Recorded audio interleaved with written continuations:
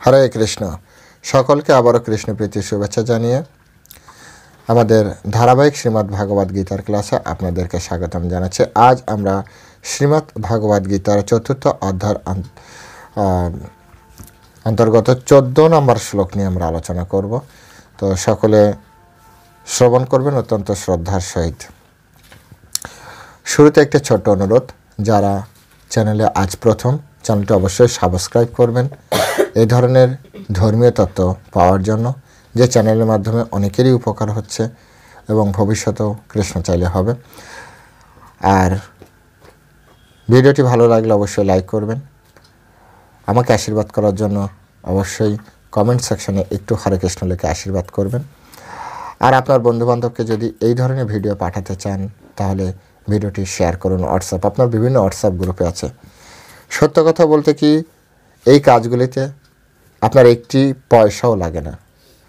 Subscribe করতে টাকা লাগে না, লাইক করতে টাকা লাগে না, হরে কৃষ্ণ লিখতে টাকা লাগে না। লাগে কি?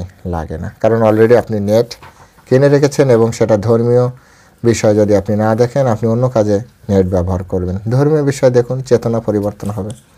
তো চলুন শুরু করি। নমো ওম বিষ্ণুপাদায় কৃষ্ণপ্রেষ্ঠায় ভূতলে শ্রীমতে ভক্তিবেদান্ত স্বামিনীতি নামিনে নমস্তে সরস্বতী দেবী গৌরবাণী প্রচারিণে নির্বিশেষ শূন্যবাদী পাশ্চাত্য দেশতারিণে বাঞ্ছাকল্পতরুর্ভৈশ্চ কৃপা সিন্ধুভ্যেব চ পতিতানাং পাবনেভ্যো বৈষ্ণবেভ্যো নমো নমঃ। জয় অনন্তকোটি বৈষ্ণববৃন্দ কি জয়, শিল প্রভুপাদ কি জয়, শ্রীমদ্ ভাগবত গীতা শ্রবণকারী ভক্তবৃন্দ কি জয়, নিতাই গৌর সীতানাথ প্রতিপ্রমানন্দে হরি বল। হরে কৃষ্ণ। ওম নমো ভগবতে বাসুদেবায়। ওম নমো ভগবতে বাসুদেবায়। ওম নমো ভগবতে বাসুদেবায়। শ্রীমদ্ ভাগবত গীতা চতুর্থ অধ্যায় জ্ঞানযোগ, শ্লোক নম্বর 14। নামাম কর্মণি লিম্ফন্তি নামে কর্মফলে স্পৃহা ইতি মাম जो अभिजानाति कर्मभिनाशबद्धते नामं कर्मणि लिम्पन्ति नामे कर्मफले स्पृहा इति मां जो अभिजानाति कर्मभिनाशबद्धते। হরে কৃষ্ণ। তো এখন আমরা এই সংস্কৃত শ্লোকের শিল প্রভুপাদ কর্তৃক যে বাংলা ভাষানুবাদ দেওয়া হয়েছে সেই ভাষানুবাদ সম্পর্কে জানার চেষ্টা করব। অনুবাদ: কোনো কর্মই আমাকে প্রভাবিত করতে পারে না এবং আমিও কোনো কর্মফলের আকাঙ্ক্ষা করি না। আমার এই তত্ত্ব যিনি জানেন তিনিও কখনো সকাম কর্মের বন্ধনে আবদ্ধ হন না। হরে কৃষ্ণ। আরেকবার পড়ছি। কোনো কর্মই আমাকে প্রভাবিত করতে পারে না এবং আমিও কোনো কর্মফলের আকাঙ্ক্ষা করি না। আমার এই তত্ত্ব যিনি জানেন তিনি কখনো সকাম কর্মের বন্ধনে আবদ্ধ হন না। কত সুন্দর বিষয়! অর্থাৎ সকাম কর্মের যে বন্ধন, সেই বন্ধনে থেকে মুক্ত হওয়ার পন্থা ভগবান বলে দিচ্ছেন।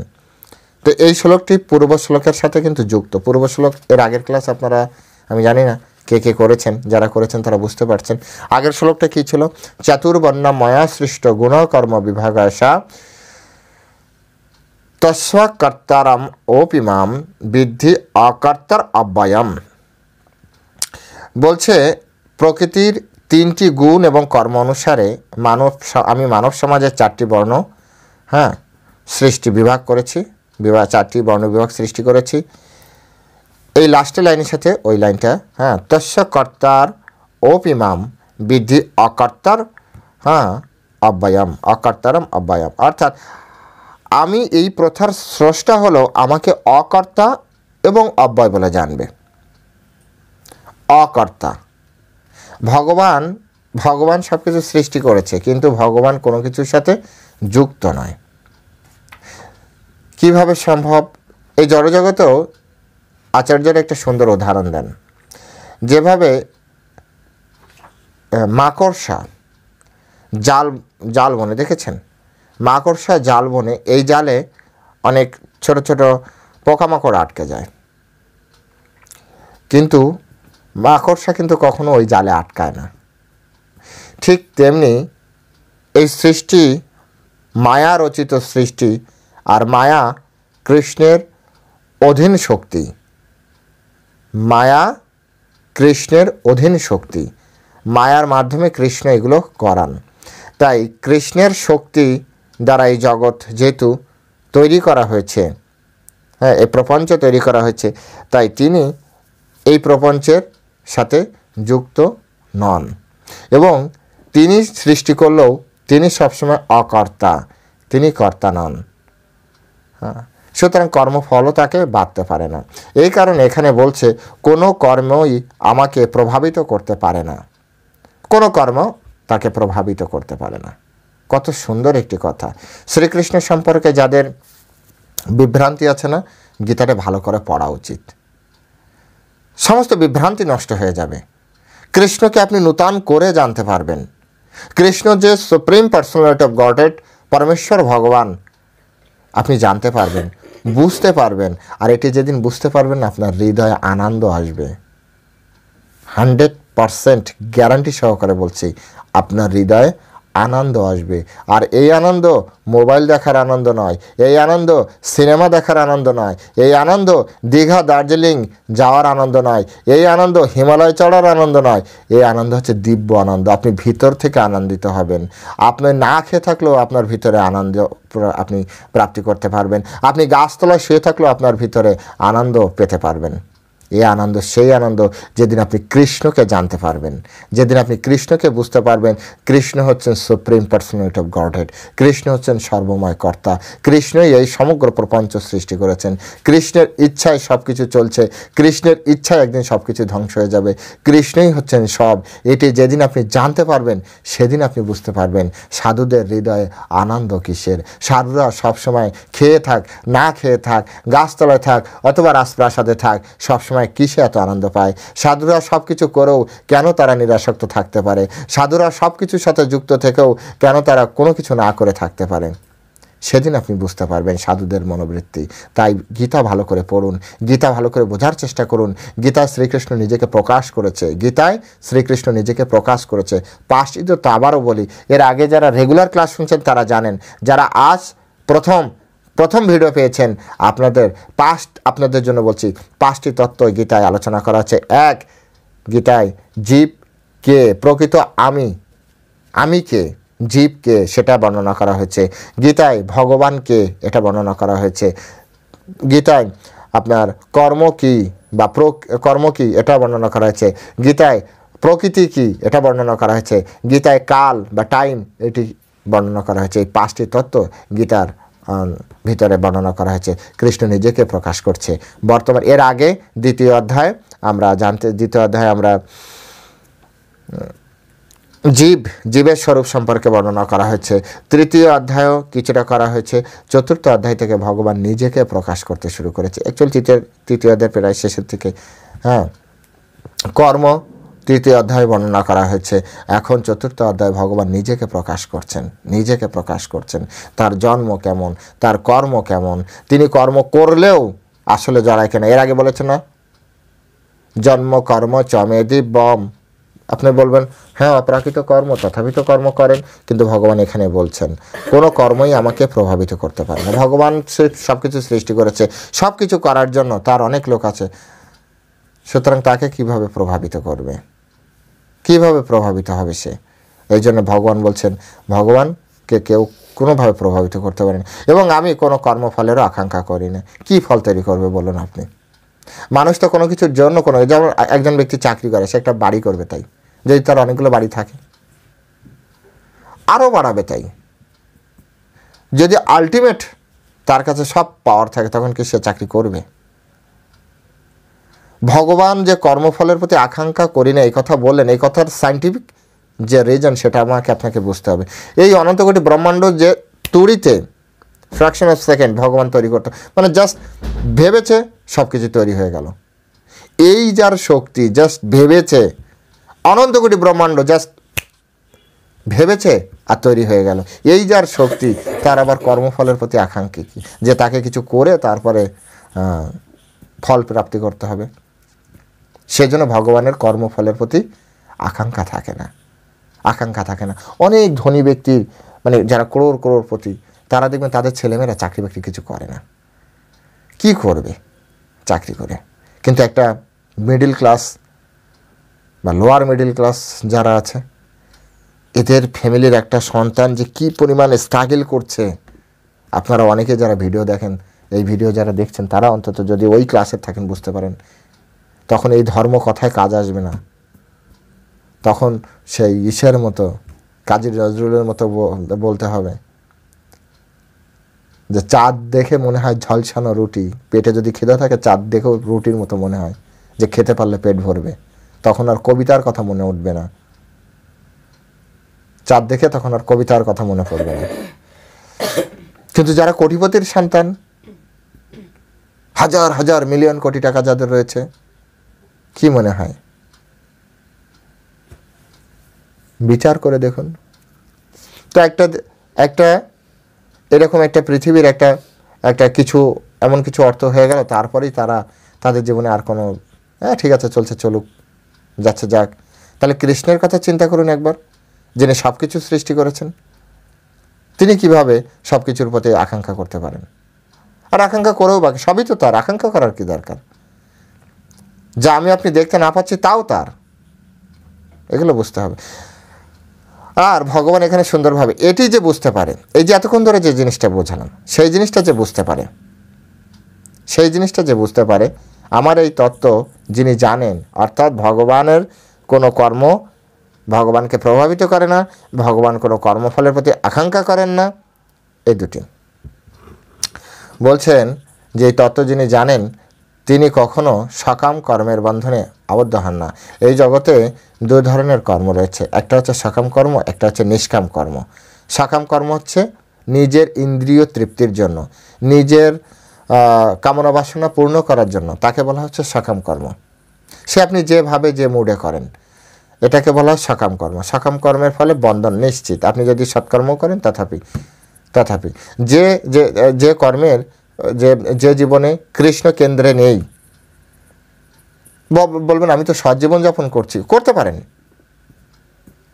সতের মিনিং কি, এটা তো আরও ডিপলি আলোচনার বিষয় যে সৎ বলতে কি বোঝায়। কিন্তু তথাকথিতভাবে আপনি বলছেন সৎ জীবনযাপন করছেন, ওকে, কিন্তু তারপরেও সকাম কর্ম, কারণ ওই কর্মের ফল আপনাকে নিতে হচ্ছে। সুতরাং আপনার বন্ধন প্রাপ্তি হবেই। বলবেন সকাম কর্ম বন্ধন, যদি সৎ জীবনযাপন করি তাহলেও বন্ধন বলতে শিলা প্রভুপাদ খুব সুন্দর ব্যাখ্যা করেছেন। লোহার ছিকলেও বন্ধন হয়, স্বর্ণের ছিকলেও বন্ধন হয়। বন্ধন তো বন্ধনই, বন্ধন না। কেউ যদি খারাপ কাজ করে তো নরকে যাবে, ভোগ করবে, অনেক কষ্ট ভোগ করবে। কেউ যদি ভালো কাজ করে তো স্বর্গে যাবে, সেখানেও তো ভগবত অনুভূতি নেই, সেখানে যে আপনি সেখানে বিভিন্ন কিছু ভোগ করছেন। আর ক্ষীণে পণ্যে মর্তলোকে বিশ্বন্তি, আপনাকে এই মর্তলোকে আবার ফিরে আসতে হবে। তো উভয়ই বন্ধন, সকাম কর্মের বন্ধন। তাই সকাম কর্ম আর নিষ্কাম কর্ম। তাই যারা এই তত্ত্ব জানে না তারা সকাম কর্ম করে, আর সকাম কর্ম করলে তাদের এই জড়জগতে বন্ধন হয়। যারা ভগবানের এই তত্ত্ব জানেন তারা নিষ্কাম কর্ম করে, আর নিষ্কাম কর্ম করলে তাদের আর এই জড়জগতে বন্ধন হওয়ার কোনো চান্স নেই, কারণ তারা শিখে ফেলেছে কর্ম কৌশলম। হ্যাঁ, এই যে কর্মেরও একটা কৌশল আছে, যেমন ছবি আঁকা একটা কৌশল আছে না? আছে। একটা আপনি ঘর তৈরি করবেন সুন্দর করে, তো আর্কিটেক্ট ইঞ্জিনিয়ার যারা, তারা সুন্দর কৌশল করে তৈরি করে না? করে। তারপরে এগুলো সব কিছুর একটা কৌশল থাকে, সুন্দরভাবে খেলাধুলা করা কৌশলের ব্যাপার, মার্শাল আর্ট শেখা কৌশলের ব্যাপার, তাই না? বলুন, কৌশলের ব্যাপার। সুন্দর করে পরীক্ষার খাতায় উপস্থাপন করা, এটাও একটা কৌশলের ব্যাপার, ঠিক কিনা বলুন? আপনি যে সুন্দর করে রান্না করেন, এটাও এক ধরনের কৌশল। হ্যাঁ, কুশলতা বলে না? তো সুন্দর কৌশল, তো কর্ম কৌশল এটাও শেখা দরকার। হ্যাঁ, কিভাবে আমরা কর্ম করলে এই জড়জগৎ থেকে আমরা বেরিয়ে যেতে পারবো, তো এটি শেখার দরকার। পরমেশ্বর ভগবান বলেন, যদি সকাম কর্মের হাত থেকে বাঁচতে চাও, সকাম কর্মের ফল থেকে যদি বাঁচতে চাও, সকাম কর্মের ফলে যে বন্ধন তার থেকে যদি বাঁচতে চাও, তোমার জন্য সব থেকে সহজ পন্থা হচ্ছে কি? তুমি দুটো জিনিস বোঝার চেষ্টা করো। বিশ্বাস করতে বলেনি, তিনি জানতে বলেছেন যে আপনার এই চোখ বেঁধে দিলাম, আমি যা বলছি আপনি বিশ্বাস করবেন, এরকম না। কিন্তু আপনাকে বলা হচ্ছে আপনি জানুন, আপনি জানুন। এটা তো করতে পারেন। এবার জানার জন্য আপনাকে রিসার্চ করতে হবে, জানার জন্য আপনাকে ছুটতে হবে, জানার জন্য আপনাকে সাধুগুরু বৈষ্ণবের কাছে যেতে হবে। যার শুধু শুধু শুনলে হবে না, জানার জন্য আপনার নিজের জীবনে সেটা অনুভব করার চেষ্টা করতে হবে, তবেই আপনি প্রকৃত জানতে পেরেছেন। কি কি তত্ত্ব? ভগবান কোনো কর্ম দ্বারা প্রভাবিত হয় না, কোনো কর্মই ভগবানকে প্রভাবিত করতে পারে না। আরেকটি কি? কোনো কর্মফলের প্রতি ভগবানের কোনো আকাঙ্ক্ষা নেই। দুটি তো জিনিস। খুব কঠিন কি? খুব তো কঠিন নয়, তথাপিও বেশিরভাগ মানুষ এটি জানতে পারছে না। আর জানতে না পারার কারণে তারা বারবার জন্ম মৃত্যুর চক্রে ফিরে আসছে। সকাম কর্ম করার মাধ্যমে তারা এই কর্মফলে যে বন্ধন, সেই বন্ধনে তারা ফিরে আসছে। তো সেই জন্য পরমেশ্বর ভগবান শ্রীকৃষ্ণ আমাদের সকলকে জানিয়েছেন, এই জড়জগতে সংবিধানে উল্লেখ আছে যে রাজা কোনো ভুল করতে পারে না, অথবা রাজা রাষ্ট্রের আইনের অধীন নন।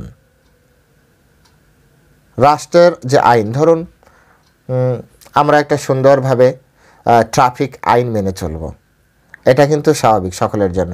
কিন্তু আপনারা নিশ্চয়ই এটা আপনাদের এক্সপিরিয়েন্স আছে, আপনারা দেখেছেন যখন কোনো মন্ত্রী, যখন কোনো নেতা, যখন রাষ্ট্রপতি বা যখন রাজপ্রথা ছিল, রাজা যখন রাস্তায় বেরোয়, কি মনে হয় ওরা ট্রাফিক আইন মানে আপনারা বলুন, মানে না তো। সামনে কিছু পুলিশ থাকে না, তারা সবাইকে সরতে বলে, কোনো ট্রাফিক আইন টাইন নেই, সবাইকে সরিয়ে নেতা চলে যাবে। একটা নেতার জন্য যদি এত সুন্দর ব্যবস্থা হয়, তাহলে কৃষ্ণের কোনো কর্ম দ্বারা, কোনো আইন দ্বারা কি প্রভাবিত হবে? আপনারা বলুন, কোনো আইন দ্বারা প্রভাবিত হবে না। একটা মানুষ তার নিজের আত্মীয় জেলে আছে ধরুন, কিন্তু সে চাইলেই জেলে থাকা ব্যক্তির সাথে যখন ইচ্ছা তখন কথা বলতে পারবে না, অথবা খুব কঠিন কথা বলাটা। কিন্তু যিনি জেলার, যিনি পুলিশের উচ্চতর কর্মকর্তা, খুব বড় মাপের কর্মকর্তা, তিনি কি সাধারণ মানুষের, আপনার আত্মীয়, আপনি কথা বলতে পারবেন না, তারা যখন তখন সেখানে ঢুকছে বেরোচ্ছে। কারণ কি? আইন তাকে প্রভাবিত করতে পারবে না, আইন তাকে প্রভাবিত করতে পারবে না। এগুলো আমাদেরকে বুঝতে হবে। তাই ভগবানও কোনো যে কর্ম বা এগুলোর দ্বারা ভগবান, এই জড়জগতের কোনো কিছু দ্বারা ভগবান প্রভাবিত হবেন না, কোনো কিছুর দ্বারা, কারণ তিনি হচ্ছেন সৃষ্টিকর্তা। তেমনি এই জড় জগতের অধীশ্বর ভগবান জড়জগতের কোনো কর্মের দ্বারাই আবদ্ধ হন না। পরমেশ্বর ভগবানের সম্পর্কে এই কথাই শিল প্রভুপাদ বোঝালেন। কোনোভাবেই কোনো কিছুই তিনি প্রভাবিত হবেন না, এটা হচ্ছে সবথেকে সত্য কথা। যদিও তিনি এই জড়জগৎ সৃষ্টি করেছেন, তবু এই জড়জগৎ সম্পর্কে তিনি সম্পূর্ণভাবে নিরাসক্ত। এই জড়জগৎ কার সৃষ্টি? ভগবানের সৃষ্টি, কিন্তু তিনি নিরাসক্ত। কেন নিরাসক্ত?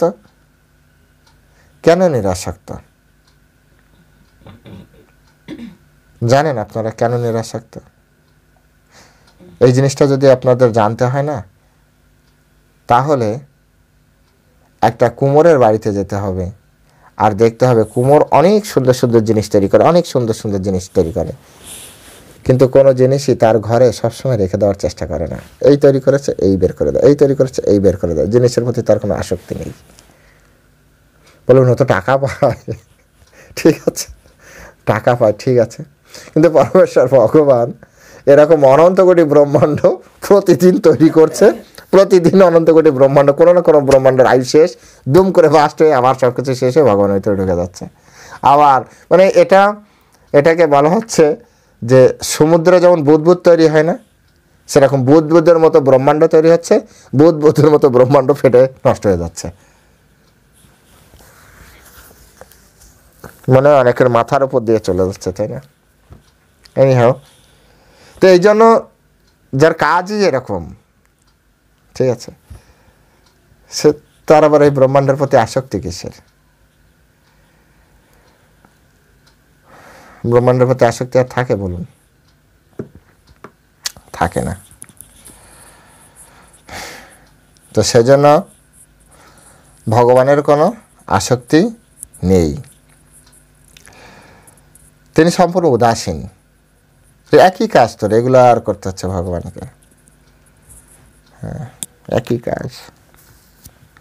কোনো প্রতিষ্ঠানের মালিক যেমন তার কর্মচারীদের শতশত কোনো কর্মের জন্য দায়ী নন, কর্মচারীরাই তার জন্য দায়ী হয়ে থাকে। জীবও তেমন তার কর্মফল ভোগ করে থাকে।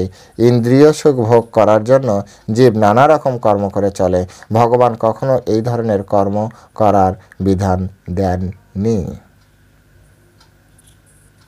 অর্থাৎ একটা কোম্পানির মালিক, কোম্পানিতে বিভিন্ন ধরনের ব্যক্তি থাকে, যদিও ওই কোম্পানি থেকে বেতন পাওয়ার পরে তারা তাদের কর্ম করছে আর এই কর্মের ফল তারা ভোগ করবে, কিন্তু তারা কি করছে সেই অনুযায়ী তাদের কর্মের ফল মালিক ভোগ করবে না।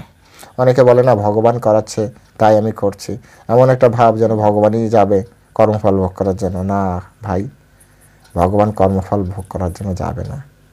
ভগবান মন থেকে যেদিন চাইবে সেদিন আমি এইসব করব। ভগবান যদি না চাই ভাই তুমি করবে না, তুমি না করলে তো তুমি ফাঁসবে, তখন তোমার কি হবে? তোমাকে উদ্ধার কে করবে?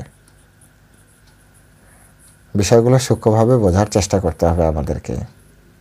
সূক্ষ্মভাবে বোঝার চেষ্টা না করলে আমাদের জীবনে কিছু প্রাপ্তি হবে না। কিন্তু স্থূল দর্শন দিয়ে স্থূল জগৎকে চালানো যায়, কিন্তু সূক্ষ্ম দর্শনকে নয়। সূক্ষ্ম দর্শনকে চালানোর জন্য সূক্ষ্ম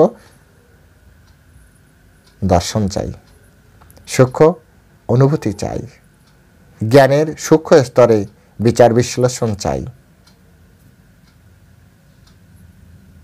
তা না হলে সেই স্তরের জ্ঞানকে কখনো আমরা উপলব্ধিতে নিয়ে আসতে পারবো না। এই অপ্রাকৃত জগৎ সম্পর্কে প্রাকৃত জগতে বসে ধারণা করা, এটা কিন্তু সত্যিই কঠিন। বেশিরভাগ মানুষ যেটা করছে না, করতে পারছে না, এটা কিন্তু স্বাভাবিক আছে তারা, এটা সত্যি কঠিন।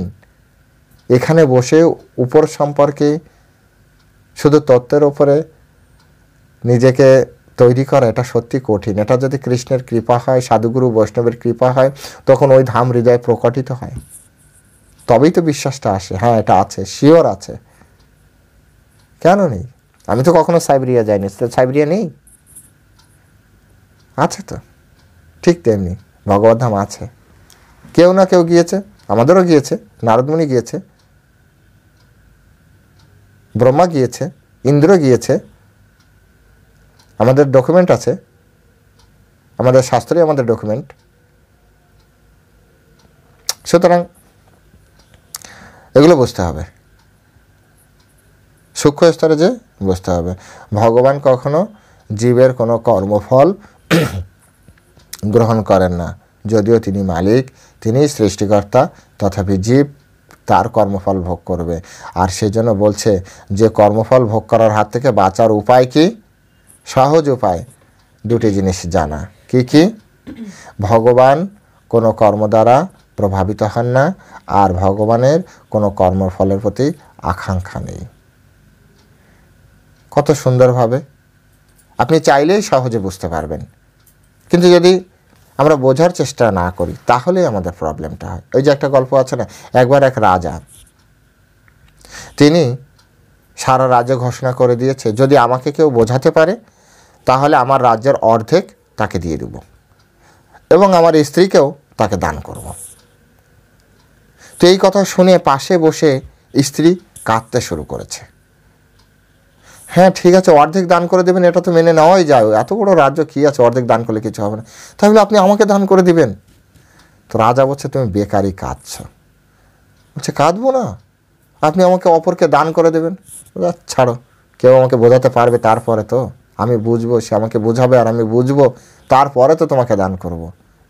আগে কেউ আমাকে বুঝিয়ে দেখা যে আমি বুঝেছি। এই ধরনের মেন্টালিটি যদি নিয়ে বসে থাকি তো ভগবানের অশেষ কৃপা কোনো দিনই আমরা বুঝতে পারবো না।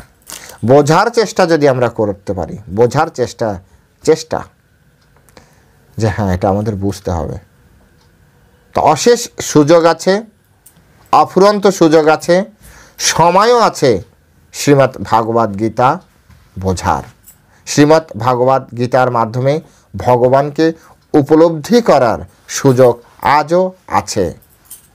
সুযোগ নষ্ট হয়নি, সুযোগ নষ্ট হয়নি, সময় শেষ হয়ে যায়নি।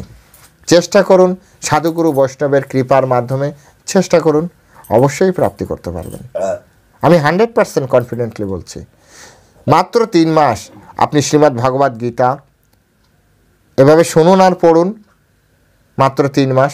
3 মাস পরে যদি আপনার জীবন পরিবর্তন না হয়, তখন আপনি আমাকে কিছু বলবেন। শুধু শিল প্রভুপাদের কাছে প্রার্থনা করবেন, হে শিল প্রভুপাদ, আমাকে কৃপা করে এই জ্ঞান যাতে আমি বুঝতে পারি, সেই শক্তি আমাকে প্রদান করুন। 3 মাসের ভিতর আপনার চেতনা পরিবর্তন হয়ে যাবে। আপনার গীতার জ্ঞান, আপনি আপনার যে বোধগম্যতার যে লেভেল, হ্যাঁ, সেই লেভেলের ভিতরে চলে আসবে, অথবা আপনার লেভেল হাই হয়ে যাবে, যাবেই। 3 মাস পরেই আপনার কথা মানুষের শুনে বুঝবে যে এই তুমি কিসখানে গিয়েছিলে, তুমি কিসখানে মানুষের সঙ্গ করছো, তুমি কিসখানের বই পড়ছো নাকি, বলবেই বলবে। আমাদেরকে শুনতে হচ্ছে, আপনাকেও শুনতে হবে। 3 মাসের ভিতরে আপনার টিচাররা আপনাকে নিয়ে বলবে, এই এত বড় বড় কথা বলতে শিখেছ, ইস্কনে গিয়েছিলে নাকি, ইস্কনে যাও নাকি, ইস্কনে ভক্তদের সাথে সঙ্গ করো নাকি। কারণ শাস্ত্র নিয়ে বড় বড় কথা শুধু ইস্কনের ভক্তরাই বলে। তো কর্মফল থেকে বাঁচার পন্থা পরমেশ্বর ভগবান দিচ্ছে। কর্মবন্ধন অত্যন্ত ভয়ানক, কর্মবন্ধন থেকে বাঁচার পন্থা ভগবান দিচ্ছে। ভগবান, আমরা যেমন এই জড় জগতে সুখ ভোগ করি, ভগবান কিন্তু এই জগতে সুখ ভোগ এভাবে করেন না, সুখ ভোগ করেন না। ভগবান কিন্তু এরকম, জাস্ট এরকম বুঝুন, এই যে এই আমার এই ডান হাত দিয়ে আমি এই বাম হাতটা ধরলাম, এতে কি ফিলিংস আসবে? তো সমগ্র সৃষ্টি হচ্ছে ভগবানের। তো ভগবান এখানে কারোর সাথে যদি গান করে, তো সেও তো জানে যে এটা ভগবানের সৃষ্টি। ভগবান যখন কারোর সাথে ঘুরে বেড়াচ্ছে, সে ভগবান জানে এটা আমারই সৃষ্টি, আমি যখন তখন এর পাওয়ার অফ করে দিতে পারি। তো ভগবান এখানে কতটা আনন্দ পেতে পারে আপনিই বলুন। আপনার কাছে পৃথিবী একটা লোক, আপনার কাছে সমুদ্র আছে, আপনার কাছে মাঠ, আপনার কাছে সুন্দর অট্টালিকা, রাজপ্রাসাদ, এগুলো আপনার কাছে ভেদ আছে। ভগবানের কাছে তো সবই সমান। ভগবানের কাছে ভগবান দেখছে যে এই প্রাসাদ, ভগবান যে চায় এই মাটি হয়ে গেল। তো এই প্রাসাদে ভগবানের কি ভোগ হবে, কি উপভোগ হবে? আপনি দেখছেন এটা হচ্ছে সমুদ্র, ভগবান যদি চায় জল পাথর হয়ে যাও, সাথে সাথে পাথর হয়ে গেল। এই জলে ভগবানের কি উপভোগ হবে? জাস্ট এভাবে বুঝুন, যার ক্ষমতা এরকম, তার কি এইসব বিষয়ে কোনো উপভোগ হয়? যিনি সম্পূর্ণভাবে আত্মতত্ত্ব জগৎকে শেখাচ্ছেন, তিনি আত্মতত্ত্ব জানেন, এবং পঞ্চভৌতিক যে শরীর, এই শরীরটা অত্যন্ত খুব জঘন্য টাইপের বলা হচ্ছে, হ্যাঁ, কারণ এটা জেলখানা, এটা কারাগার, এটার মাধ্যমে আমাদের আত্মাকে বন্ধন দশায় আমরা রয়েছি। আচ্ছা, এবার বলুন, এই পঞ্চভৌতিক শরীরের যে সৌন্দর্য, তাই দ্বারা কি পরমেশ্বর ভগবান কখনো আনন্দ উপভোগ করতে পারেন? এটা কি সম্ভব আদৌ? এই পৃথিবী যত বৈচিত্র্যময় দেখছেন, এটা আমার আপনার চোখে প্রপঞ্চের কারণে এটা বৈচিত্র্যময়, কিন্তু আপনার কি মনে হয় কৃষ্ণের কাছে এটা অনেক বৈচিত্র্যময় না? কিন্তু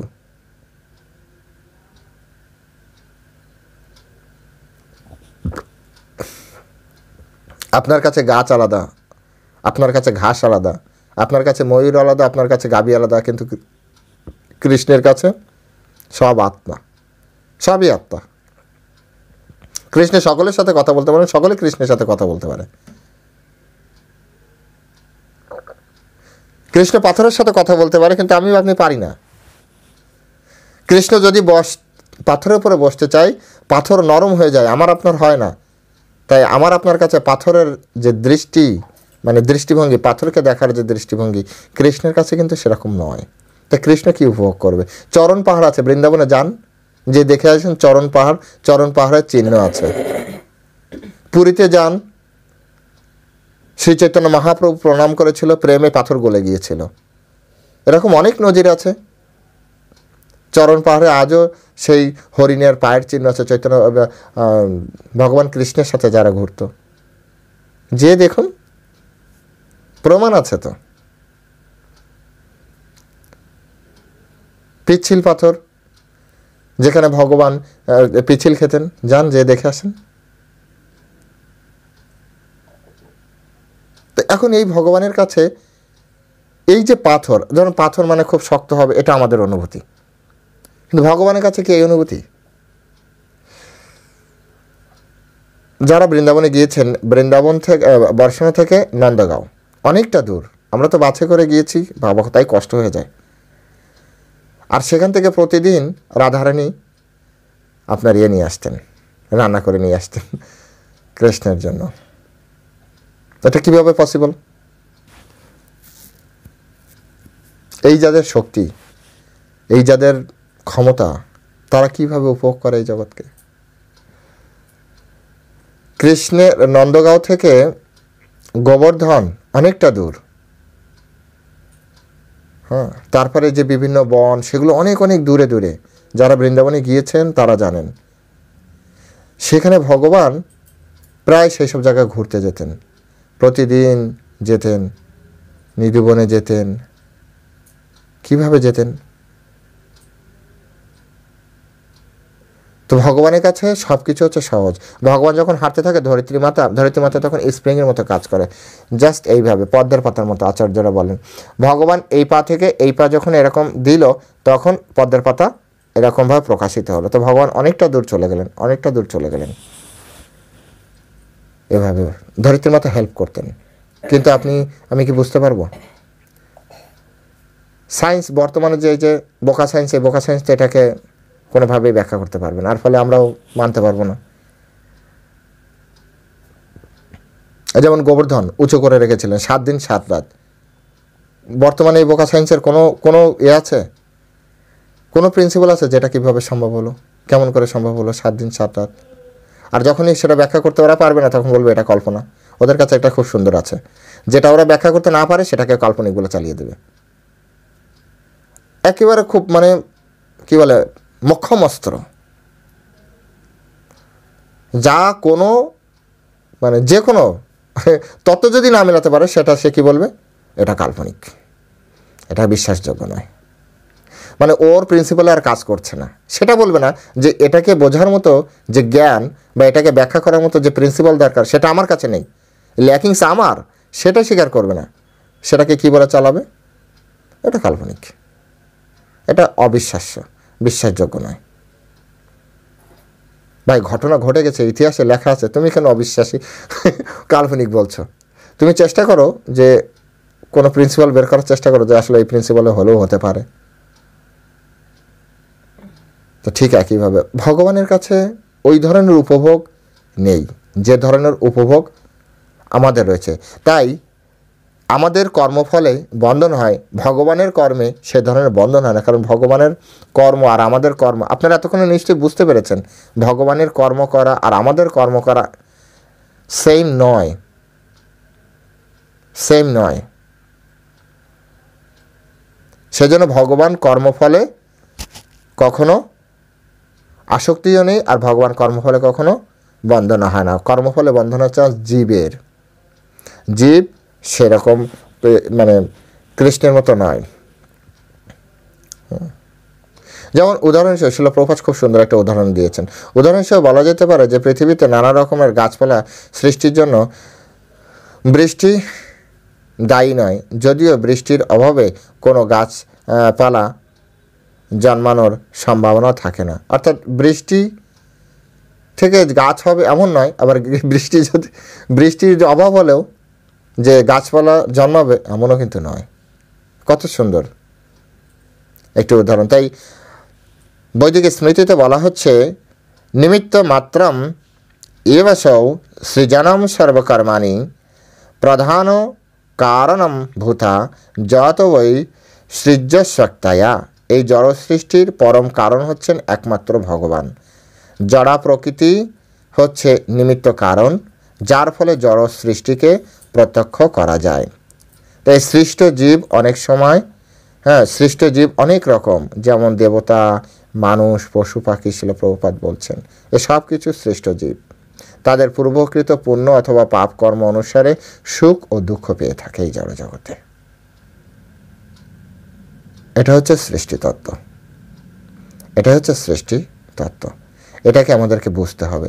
এই সৃষ্টিতত্ত্ব বুঝতে পারলে আমাদের কর্মতত্ত্ব বুঝতে পারবো, আর এই গীতা বুঝতে পারলে আমাদের সব কিছু আমরা বুঝতে পারবো।